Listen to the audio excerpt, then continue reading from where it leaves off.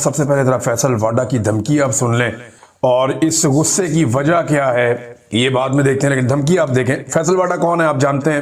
یہ پاکستان کی military establishment کے آدمی ہیں اور انہیں پاکستان کی ملٹری اسٹیبلشمنٹ نے ادھر ادھر سے ووٹ اکٹھے کر کے سینیٹر بنایا۔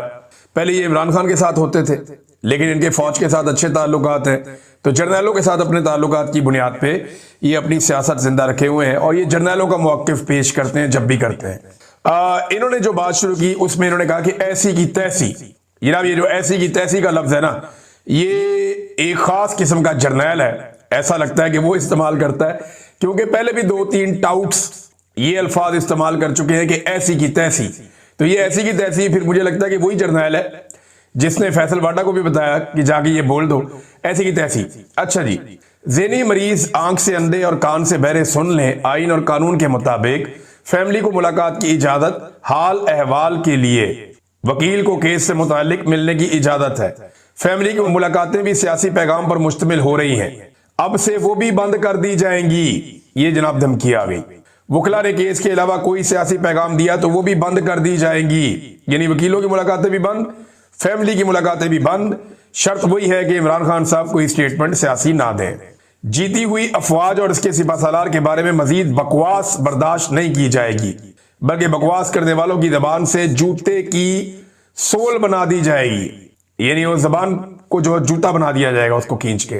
یہ ذہن کی گندگی ہے کہ بلا جواز اور بلا وجہ اپنے ملک کو عدم استحکام اور اپنی فوج کو بدنام کرنے کی جو سازش ہے اس کو سختی سے روکا جائے۔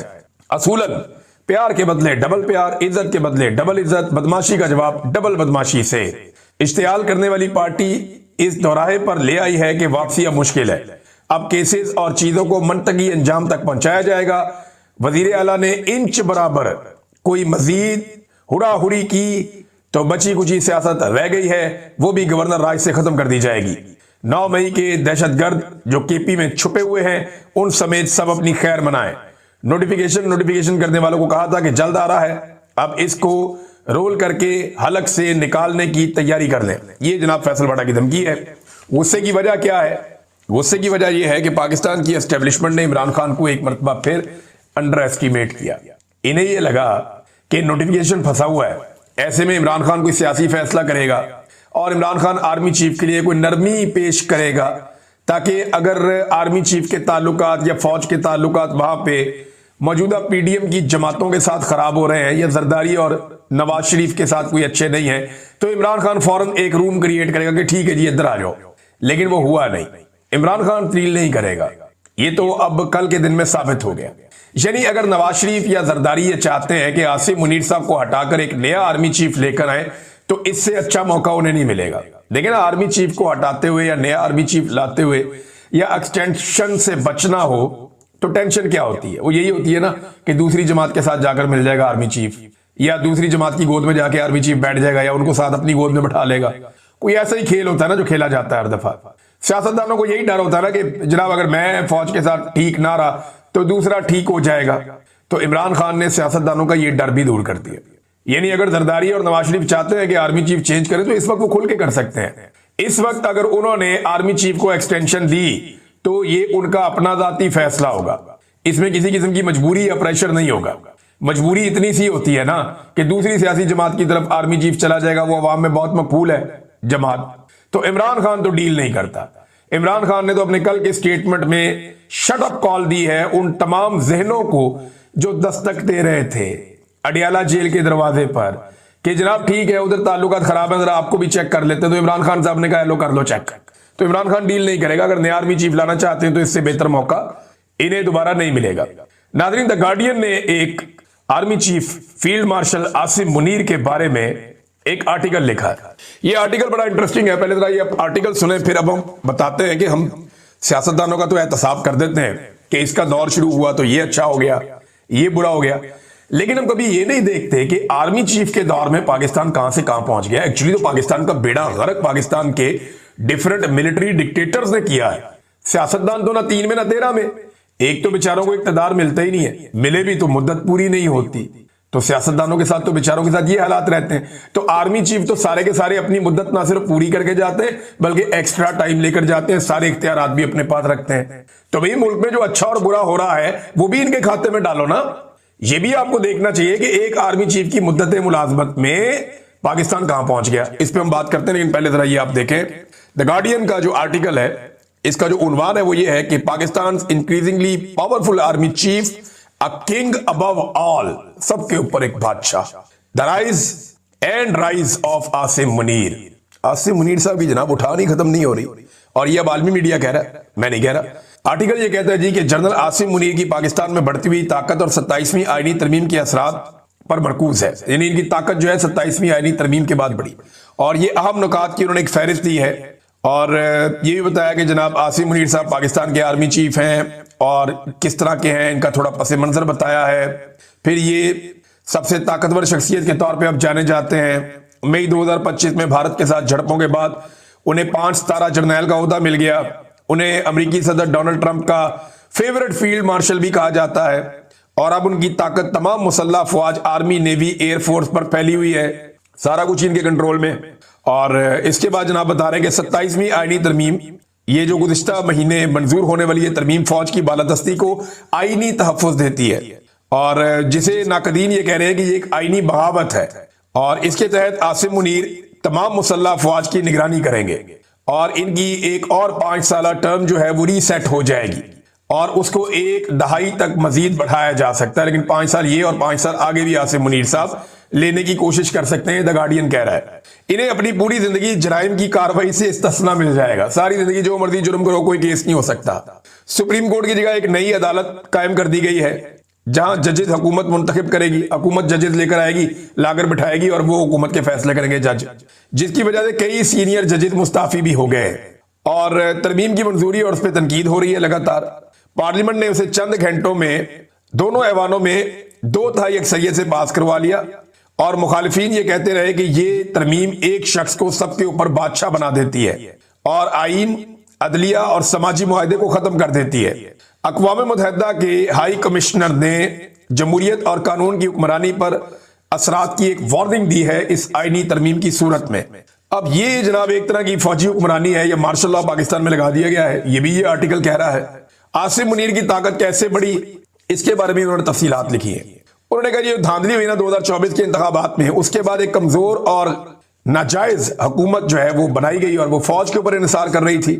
اور عاصم منیر نے عمران خان اور پی ٹی آئی پارٹی پر بہت کریک ڈاؤن کیا, جس میں پی ٹی آئی لیڈرز کو قید کر دیا گیا. یہ ایکچولی انگریزی میں آرٹیکل, میں تھوڑا تھوڑا کر کے آپ کو اس کو ٹرانسلیٹ کر رہا ہوں, تو تھوڑا جملہ آگے پیچھے ہو سکتا ہے, لیکن ایگزیکٹلی یہی چیزیں لکھی ہوئی ہیں.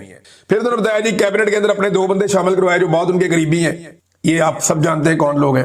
اور اس کے بعد 2025 میں جو بھارت کے ساتھ جھڑپیں ہوئی, اس کی وجہ سے عاصم منیر صاحب کو یا فوج کو پاکستان میں کچھ مقبولیت ملی, وہ ٹرمپ سے 2 مرتبہ ملے, اور انہوں نے ٹرمپ کو امن کے نوبل انعام کے لیے نامزد کر دیا. وہاں سے پھر ان کے تعلقات کہاں سے کہاں پہنچ گئے.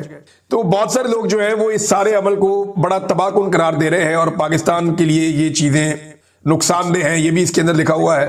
پھر وہ مختلف افراد کے جو تاثرات ہیں عاصم منیر صاحب کو یہ طاقت ملنے پر وہ بھی لکھتے ہیں, اور اس میں زیادہ تر وہ یہ بتا رہے ہیں کہ اس سے پاکستان کے اندر جو ہے وہ طاقت کی تبدیلی ہو گئی ہے, یعنی سویلین سپرمیسی ختم ہو گئی ہے اس کے بعد, اور ابھی بھی پاکستان میں بہت سارے چیلنجز کھڑے ہوئے ہیں. اچھا, عاصم منیر صاحب نے پاکستان کو کیا دیا 3 سال میں؟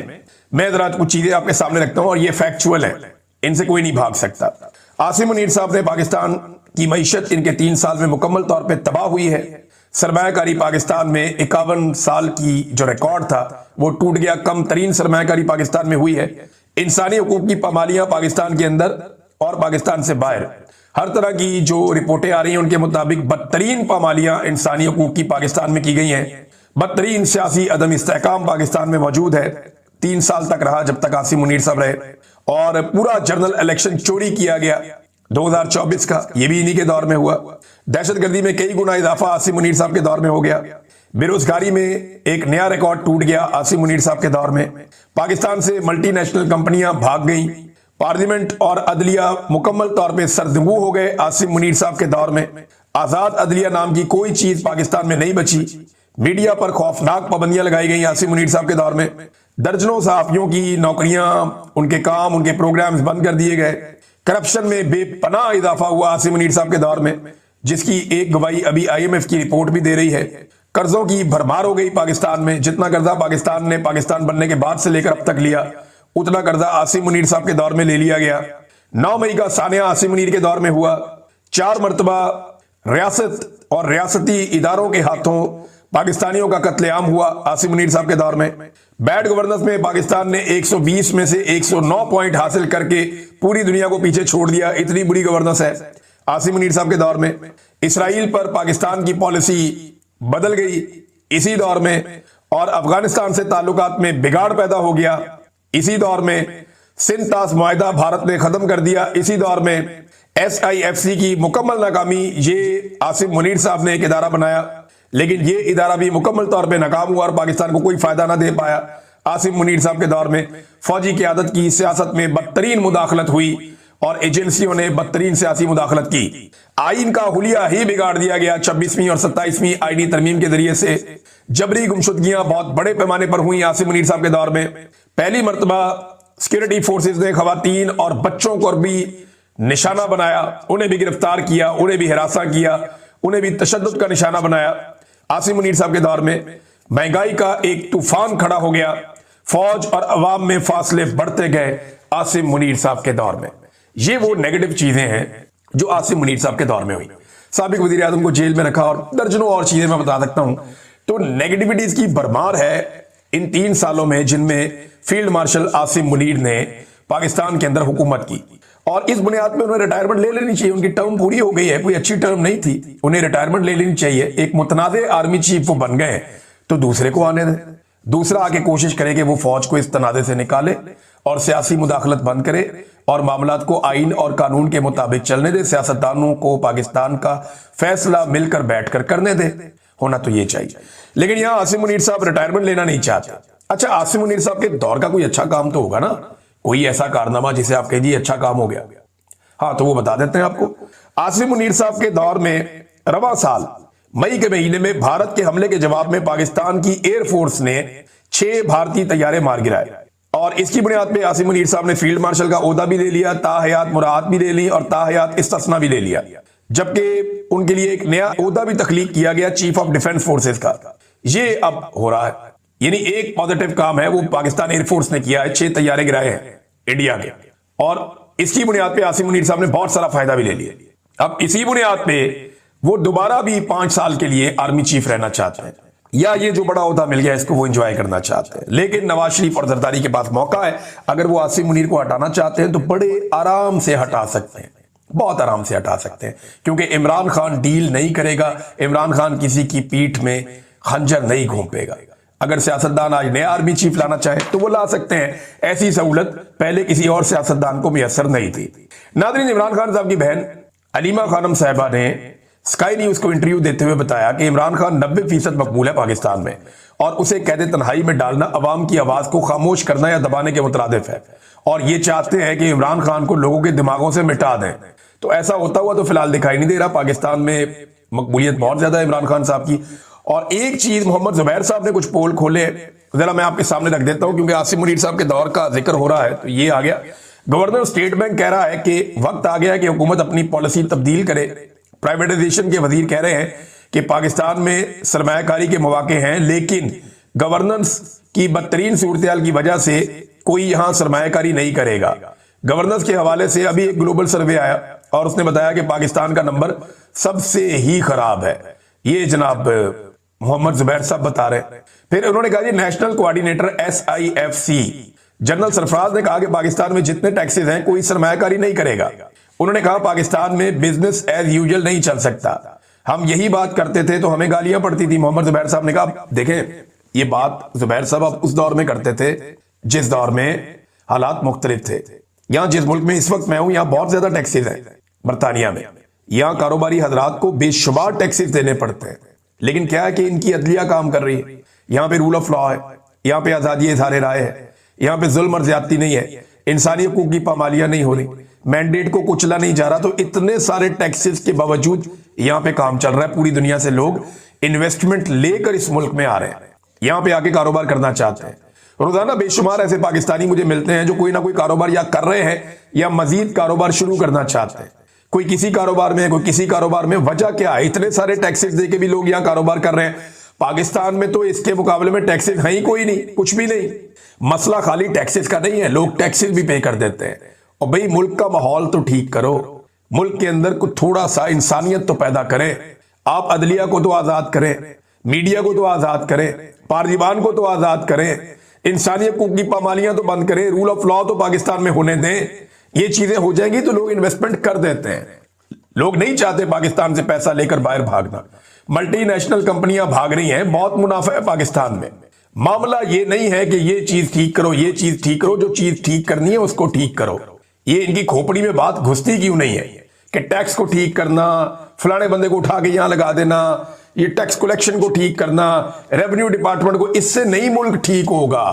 وہ حسینہ واجد نے اتنی زبردست اکانومی چلائی, لوگوں نے جوتے مار کے نکالا اپنے ملک میں سے. وجہ یہ ہے کہ جب انسانی حقوق نہیں ہوتے, رول آف لا نہیں ہوتا, لوگوں کا استحصال کیا جاتا ہے, تو پھر یہ ہو جاتا ہے. نتیجہ یہی نکلتا ہے. تو جناب نتیجہ تو یہی نکلنا ہے. اب ناظرین, ہمارے جو جرنلسٹ گرفتار تھے ان کے بارے میں مختصر آپ کو بتا دوں کہ سوراب برکت صاحب کو وہی کیا فارمولا جو یہ میرے ساتھ کرتے تھے, باقی لوگوں کے ساتھ کرتے رہے. یہ رجیم اس چیز کے لیے مشہور ہے. تو انہوں نے سوراب برکت پہ ایک اور مقدمہ ڈال دیا, توہین مریم نواز کا مقدمہ. شاباش ہوئی. اور جناب کہ سیاست.pk نے کوئی چیز چلائی تھی تو سوراب کو اس کے اندر انوالو کرو, اس کے اندر اٹھا لو. اب 2 دن کا ریمانڈ پھر لے لیا. اس دفعہ میاں علی اشفاق صاحب گئے تھے, انہوں نے جا کے آرگومنٹ کیے بڑے لمبے چوڑے, وہاں پہ جج صاحب کے ساتھ بات چیت ہوئی. پروسیکیوشن کے پاس کسی چیز کا جواب بھی نہیں تھا, لیکن جج نے 2 دن کا ریمانڈ دے دیا. اب آپ کو پتا ہے کہ عدلیہ کو کیسے کنٹرول کیا جاتا. دوسری جانب آغا شیخ سرور اور رائے غلام علی, ان دونوں کی شناخت پریڈ مکمل کر کے آج پیش کرنا تھا. تو وہاں آ کر پولیس نے کہہ دیا جی کہ ابھی ہمیں اور ٹائم دے دیں. وہاں پہ بھی بہت آرگومنٹ ہوئے, لیکن جج نے وہاں پہ بھی 2 دن دے دیے, جناب 2 دن اور آپ شناخت پریڈ کر لیں. دیکھیں, آغا شیخ سرور نے بتایا تھا کہ ان کے اوپر تشدد کیا گیا. یہ کیا وجہ ہے کہ اتنے دن گزرنے کے باوجود آغا شیخ سرور صاحب کو اور رائے غلام علی صاحب کو عدالت میں پیش نہیں کیا جا رہا؟ کیا ان کے جسم پہ کوئی ٹارچر کے نشان ہیں؟ کیا کوئی ایسی چیز ہے جو پولیس نہیں چاہتی کہ عدالت کے اندر کھڑے ہو کر یہ جرنلسٹ بتائیں یا اس چیز کو کھولیں؟ اب 2 دن کا ٹائم جج نے مزید دے دیا, پتہ نہیں ان 2 دنوں میں کیا کیا جائے گا. بہرحال پاکستان میں انصاف کا تو جنازہ ہی ہو گیا. یہ ایک جج کی کہانی آپ دیکھ لیں. ایک جج کا بیٹا گاڑی چلا رہا تھا, اور اس کا کام چیک کریں ذرا آپ. یہ جسٹس محمد آصف, یہ جج کو لایا گیا جناب اسلام آباد ہائی کورٹ میں. اس کے بیٹے نے ایکسیڈنٹ کر دیا. اب مریم نواز خان صاحبہ یہ بتاتی ہیں کہ جس وقت ایکسیڈنٹ ہوا تو اس وقت وہ اکیلا نہیں تھا. یعنی یہ بچہ انڈر ایج ہے, اس کی عمر بھی پوری نہیں ہے, آئی ڈی کارڈ اور لائسنس بھی نہیں ہے, اور یہ بڑی بڑی V8 گاڑی چلا رہا ہے, لینڈ کروزر. اتنی بڑی گاڑی, ایک تو جج صاحب کے پاس یہ آتی کہاں سے ہے؟ یہ تو کروڑوں روپے کی گاڑی ہوتی ہے, بہت مہنگی گاڑی ہے. بہرحال ان کا بچہ چلا رہا تھا, اور اس نے 2 بچیوں کو جو سکوٹی چلا رہی تھی ان کو نیچے دے کر قتل کر دیا. اب 2 دوست بھی اس کے ساتھ تھے لڑکے کے. پولیس نے جج صاحب کے بیٹے کو گرفتار نہیں کیا, کیونکہ اس نے بتا دیا کہ جناب میرے ابا جو ہیں وہ جج ہیں ہائی کورٹ میں, اور جسٹس آصف موقع پر خود پہنچ گئے. بیٹے کو انہوں نے آگے گھر بھیج دیا. او بھائی, تیرے بیٹے نے ایک بیٹی مار دی ہے, دوسری آخری سانسیں لے رہی ہے, سڑک پہ پڑی ہوئی ہے, تو کیسا جج ہے بھائی کہ تو نے آ کے اپنے بیٹے کو گھر بھیج دیا؟ اب یہ رپورٹ اگر ٹھیک ہے تو شرم آنی چاہیے, ڈوب کے مر جانا چاہیے ایسے جج کو کہ بے شرم آدمی, وہاں پہ 2 بچیاں پڑی ہوئی ہیں. یہ رپورٹ اگر ٹھیک ہے تو پھر یہ بے شرمی ہے. میں بے شرم آدمی کہوں گا اگر یہ رپورٹ ٹھیک ہے تو. یہ کنڈیشن ہے. لیکن آپ دیکھیں, حرکت چیک کریں, وہ ایک بچی آخری سانسیں لے رہی ہے, ایک فوت ہو گئی ہے اس رپورٹ کے مطابق. وہ کہتے ہیں بیٹے کو گھر بھیج دیا اور اس کے دوستوں کو بگایا, اور کمزور FIR درج کی گئی. یہ FIR بنتی تھی 320 کہ جناب یہ ایکسیڈنٹ میں قتل کیا گیا, یہ ریش ڈرائیونگ کی گئی, یہ غلط ڈرائیونگ کرتے ہوئے اس کا تو حق بھی نہیں بنتا. تو یہ تو مقدمہ بننا چاہیے تھا, 10 سال کی سزا ہونی چاہیے تھی. جج نے اپنے بیٹے کے خلاف جو دفعہ لگوائی وہ بھی کمزور لگوائی 322 کی. یعنی مارجن رکھ لیا کہ دیت کی صورت میں اس کا بیٹا بچ جائے. یہ ہے پاکستان میں انصاف کا سسٹم. اندازہ کریں آپ یہ کیسی بے شرمی اور ڈھٹائی ہے کہ ایک جج وہاں پہ جاتا ہے اور یہ کرتا ہے. اہم بات یہ ہے کہ جس وقت جج موقع پر پہنچے ایک لڑکی دم توڑ چکی تھی جبکہ دوسری کی سانسیں چل رہی تھی, لیکن ایمبولینس تاخیر سے آنے کی وجہ سے دونوں وفات پا گئی. لیکن جج صاحب نے اپنے بیٹے کو فرار کرا کے معاملہ سنبھالنا بہتر جانا. لڑکیوں کا کیا تھا, چل بسی. یہ مریم نواز خان نے لکھی, بڑی تکلیف دہ بات, مجھے بہت تکلیف ہوئی ہے. یعنی آپ اندازہ کریں کہ کیسی ڈھٹائی، بے شرمی اور بے غیرتی ہے کہ وہاں پہ 2 بچیاں پڑی ہوئی ہیں اور جا کے ان کو اٹھاؤ، فوری طور پہ ان کو اسپتال پہنچاؤ، اور کسی کی جان بچتی ہے تو جان بچاؤ، اور بھاڑ میں بھیجو ایسے بیٹے کو جو یار لوگوں کی بچیوں کو گاڑیوں کے نیچے دے کر مار رہا ہے، اور اپنے گھر بھگا دیا اور بعد میں صبح پیش کر دیا مقدمے کے بعد، ایک کمزور مقدمہ کروایا پھر بیٹا پیش کر دیا۔ کیوں؟ رات کو بیٹا نشے میں تھا یا بیٹے کے ساتھی نشے میں تھا جن کو پیش نہیں کیا گیا، رات کو گرفتار نہیں کروایا گیا؟ یہ سوالات تو اب اٹھیں گے، اور اس قسم کے ججز انصاف دینے کے لیے لا کر بٹھائے گئے ہیں ہائی کورٹ میں، اندازہ کریں۔